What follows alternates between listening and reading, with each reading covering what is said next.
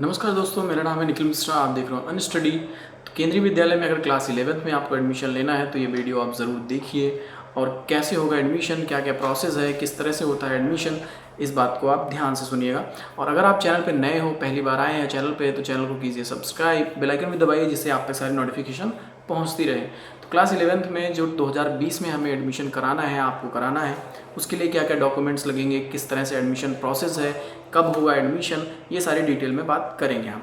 सबसे पहले मैं बता दूं आपको कि स्ट्रीम जो होता है, स्ट्रीम साइंस का, ह्यूमैनिटीज़ का एंड कॉमर्स बैकग्राउंड है ना, आप कौन सा लेना चाहते हो वहाँ पे 11th में जाके, तो ये अलग अलग तरीके से डिपेंड करता है। तो साइंस के लिए जो होता है वो मिनिमम मार्क्स आपके 60% होने चाहिए क्लास 10th में, और ह्यूमैनिटीज़ के लिए होने चाहिए सिर्फ पासिंग 10th, एंड कॉमर्स के लिए होने चाहिए 55% मार्क्स। ठीक है, अगर आप 55% हो कक्षा 10 में तो आप एलिजिबल हो एडमिशन लेने के लिए। बट बाद में अगर मेरिट में आप अलग हो जाते हैं, निकल जाते हैं, तो वो बात अलग होती है। ठीक है, तो ये बात आप समझ गए। साइंस के लिए 60%, कॉमर्स के लिए 55% एंड ह्यूमैनिटीज़ के लिए आपको सिर्फ पास होना ज़रूरी है। अभी हम बात करेंगे कि कब आएंगे एग्ज़ामिनेशन के लिए, या किस तरह से टेस्ट होगा, क्या होगा, कैसे होगा, ऑल द प्रोसेस हम डिस्कस करेंगे।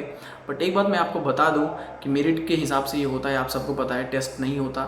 ओके, बट एक बात मैं और बता देना चाहता हूँ आपको कि जब ये 10th के एग्ज़ाम के रिज़ल्ट आ जाएंगे उसके बाद से ही प्रोसेस स्टार्ट होगा, क्योंकि अलग अलग क्लासेस के लिए अलग अलग तरीके से केंद्रीय विद्यालय जो है वो एडमिशन लेता है। ये बात आपको पता होगी। सबसे पहले होगा रजिस्ट्रेशन, उसके बाद मेरिट लिस्ट ये घोषित करेंगे, डिक्लेयर करेंगे। साइट पे, ऑफिशियल साइट पे भी आती है और ऑफलाइन भी आती है। ठीक है, तो मेरिट में जैसे कुछ लोगों के मार्क्स इक्वल हो गए है ना, साइंस स्ट्रीम में अगर बात करूँ मैं, मैथ में मेरे मार्क्स, या मान लो मेरिट ही इक्वल हो गई, मान लो 90% मेरे हैं 10th में, 90% आपके हैं, है ना, और एक सीट पे लिए लड़ाई है। फिर क्या करेंगे, फिर वहाँ पे मैथ के मार्क्स मैटर करेंगे। सबसे पहले मैथ में मेरे मार्क्स बराबर या तुमसे ज़्यादा है तो मुझे मिल जाएगा एडमिशन।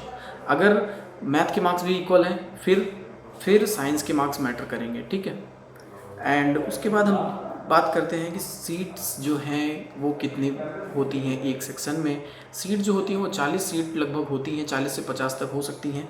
बट ये वहाँ के प्रिंसिपल के ऊपर डिपेंड करता है कि वो कितने बच्चों का एडमिशन कराना चाहता है या लेना चाहता है, अलग अलग तरीके से होता है। अब आप एडमिशन किस तरह से पा सकते हो वहाँ पे ईजिली, ये बात आप समझिए। अगर आपका 10th में या 9th 10th में अवार्ड आपको मिला है कोई स्पोर्ट्स से रिलेटेड, अगर आप स्पोर्ट खेलते हो, अच्छा सर्टिफिकेट है आपके कई, और आपको किसी ने सम्मानित किया है इस डिस्ट्रिक्ट लेवल पे, स्टेट लेवल पे, या कॉलेज स्कूल लेवल पे, ठीक है, तो ये बात आप समझिए। तो ये सारी चीज़ें वहाँ पे मैटर करेंगी। आप इसको एप्लीकेशन फॉर्म में भी ज़रूर भरना, और ऑफलाइन अगर डिमांड की जाए दिखाने के लिए तो आप इसको ज़रूर दिखाइएगा। ठीक है, इससे आपको एडमिशन प्रोसेस में प्लस पॉइंट्स मिलेंगे, जिससे आपको एडमिशन लेने में आसानी होगी।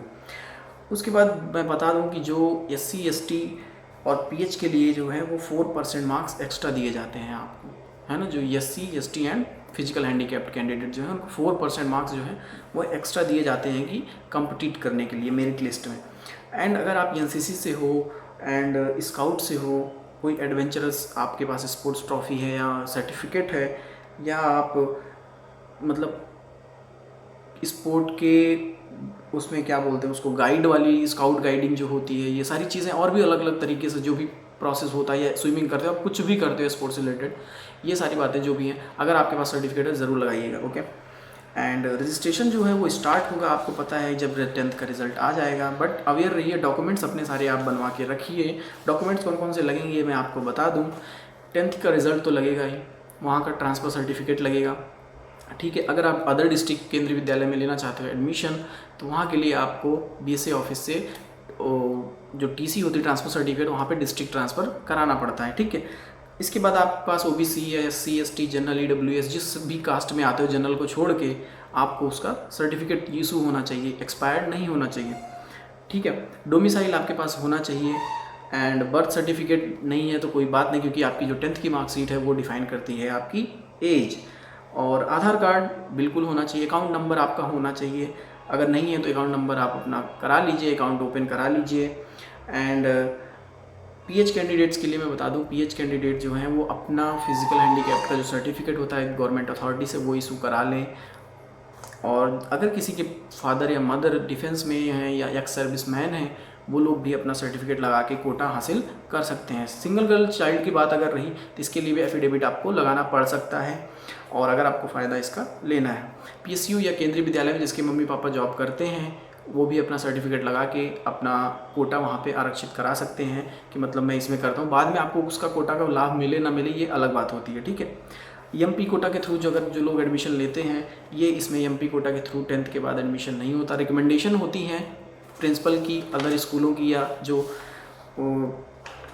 प्रिंसिपल होते हैं या deputy commissioner of that region जहाँ पे वो केंद्रीय विद्यालय है, अगर उन्होंने रिकमेंड करा है कि इस बच्चे का एडमिशन आप लीजिए, तो केंद्रीय विद्यालय का जो प्रिंसिपल होगा उसके ऊपर डिपेंड करता है कि वो लेना चाहता है या नहीं। अगर वो चाहेगा तो ले सकता है आपका एडमिशन। सो ये सारी बातें रहीं मोटे मोटे तौर पे। अगर आपको कोई प्रॉब्लम है इससे रिलेटेड तो आप क्वेश्चन जरूर कीजिए कमेंट सेक्शन में। आप मुझे मेल भी कर सकते हो, मेल आईडी आप देख लीजिएगा, और जो भी प्रॉब्लम है आप बताइए, मैं इस सबका रिप्लाई ज़रूर करता हूँ। एंड ठीक है, अगर आप चैनल को अभी तक सब्सक्राइब नहीं तो चैनल को ज़रूर सब्सक्राइब कीजिए। Thank you so much.